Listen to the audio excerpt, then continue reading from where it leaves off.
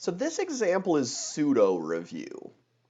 So what I want to talk about in this problem here is we want to make sure that we're using factoring whenever possible. So this problem here is quite clearly not a quadratic. What I want to point out though is what not to do.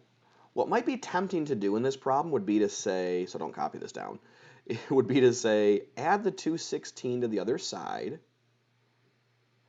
and then take the cube root of both sides. And that would get me x equals 6. And if you plug 6 back into the original problem, it'll work. It will get you a correct answer. So that's fantastic, right? I very simply got the correct answer. Not quite. There's actually a total of 3 answers to this problem, not just the one. And we want to find all 3 answers. So we got to be a little bit careful here. What we did was fully legal and got us all of the real answers. The 2 answers that we didn't get were complex, non-real answers, but we'd like to find those as well.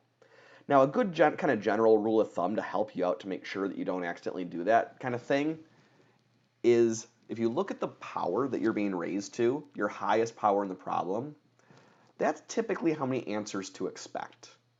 Now, if you go on to take the math class beyond this, you'll go ahead and learn a little more detailed version of this rule, but basically it's just kind of a rule of thumb at this point to say, if I have an x squared, I'm probably going to get 2 answers. If I have an x cubed, I'm probably going to get 3 answers.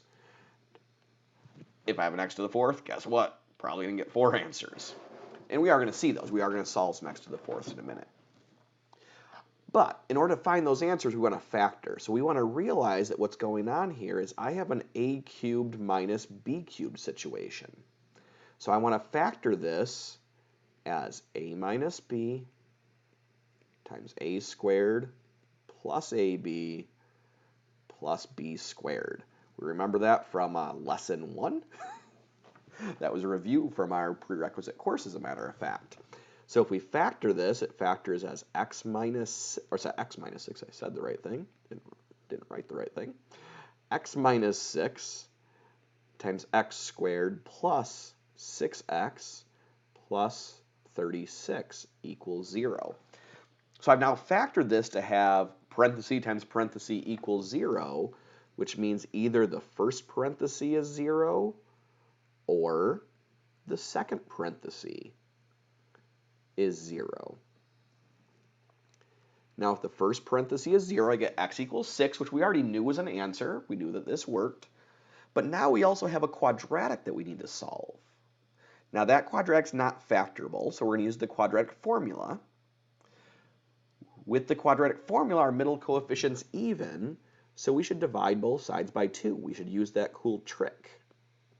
So if we divide both sides by 2, then we can plug in an a value of 1/2, a b value of 3, and a c value of 18 into the quadratic formula.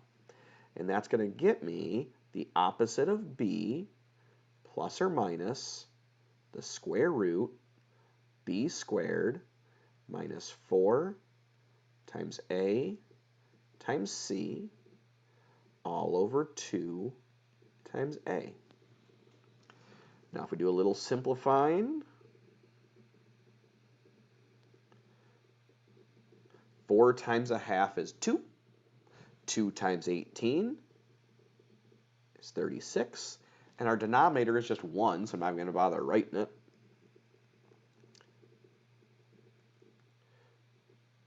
Nine minus 36 is negative 27.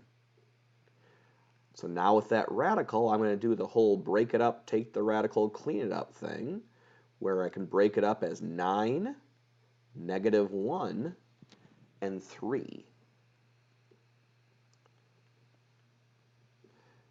Square root of 9 is 3.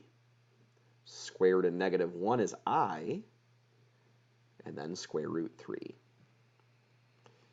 Now don't forget that we still have that answer of x equals 6 from way up there that we got to report still.